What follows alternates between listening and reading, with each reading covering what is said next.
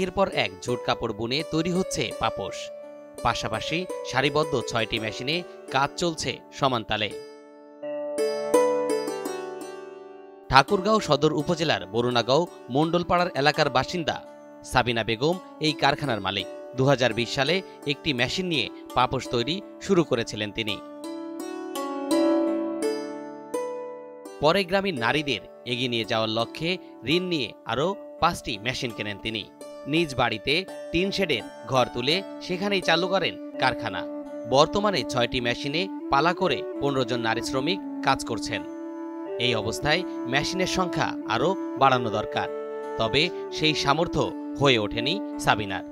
আশেপাশে যেগুলা মহিলা ছিল আমি সবাইকে নিয়ে একটা কাজ করার উদ্যোগ নিয়েছিলাম। সবার সাথে গল্প করার পর ওরা সবাই আগ্রহী ছিল যে হ্যাঁ কাজ আমরাও করব। আর এইখানে আশেপাশে যেগুলা আছে সবার স্বামী তো আর সেরকম ভাবে আয় রোজগার করে না, যার কারণে ওরা সবাই আগ্রহী ছিল। পরে আমার এই ৪টা মেশিন দিয়ে আমি এই কাজ শুরু করছি। এখন আমার প্রায় ৬টা মেশিন। এদিকে সাবিনার উদ্যোগে স্বাবলম্বী হয়েছেন কারখানার কর্মীরা। মাসে ৫,০০০ করে আয় করছেন তারা। বান্ডেল থাকলে প্রতি সেনমানিতে টাকা বাঁচবে। বিকাশ সেনমানি বান্ডেল কিনে জিতুন প্রতি লেনদেনে। এখানে কাজ করে বাচ্চাদের পড়ালেখার আমার সুবিধা হচ্ছে। আমি নিজে স্বাধীন মতো খরচা করতে পারতেছি, কারো কাছে করতে হয় না, চাইতে হয় না। নিজের কাছে টাকা থাকে সব সময়, কোনো কাজে টাকা দরকার হলো সাটাম দিয়ে দিলাম। সংসারের কাজকর্ম করে তারপরে সবকিছু মেটায় এখানে আসি। এখানে আসে আমাদের টার্গেট নিয়ে কাজ করি। যদি আমি 12টা বা 10টা উঠাইতে পারি তাহলে আমি মাসে ৪,০০০-৫,০০০ টাকা এখান থেকে উঠাই। সন্তানদের লেখাপড়া, টুকটাক নিজের খরচ, এই সব এখন নিজেরাই করতে পারছেন তারা। শুধু স্বাবলম্বী নয়, এখন অর্থনৈতিক দিক দিয়ে স্বাধীন হয়েছেন এই নারীরা।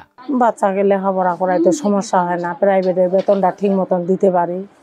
আর একজনের কামাই দিয়ে তো হয় না, স্বামীর কামাই দিয়ে ওর উপর ভরসা করলে তো আমাদের বাচ্চা লেখাপড়া করতে পারে না, আরো খারাপ দিকে এগিয়ে যায়। বাচ্চাকে লেখাপড়া করাইতে পারি, আর নিজে একটু ভবিষ্যতে মাসে মাসে ডিপিএসও রাখতে পারি। সাবিনার এই কারখানায় দৈনিক ৫০ থেকে ৬০ পিস পাপোশ তৈরি হচ্ছে।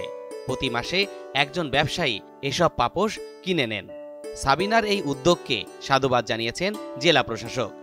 নারীদের এগিয়ে নিয়ে যাওয়ার লক্ষ্যে পাশে থাকার আশ্বাস দেন তিনি।